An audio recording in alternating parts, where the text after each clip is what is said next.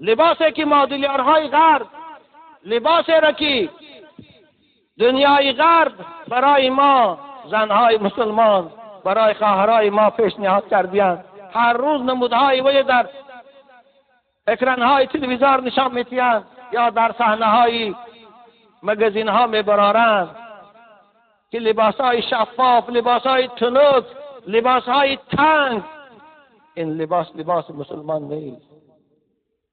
خواهر مسلمان، او لباس تو نیست، ولی لباس دوزخی هاست.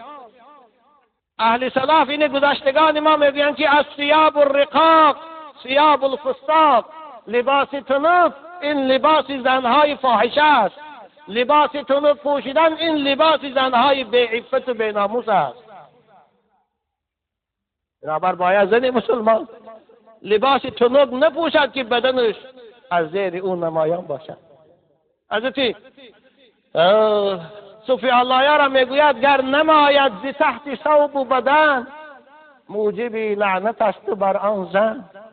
اگر خواهرای مسلمان مانند که امروز کامبخت‌ها برآمده، شیفان‌ها برآمده، اگر شما اونها را به تاپوش پوشید، بدن شما، دست شما یا گوشای شما تاب است، شما در لعنت خدا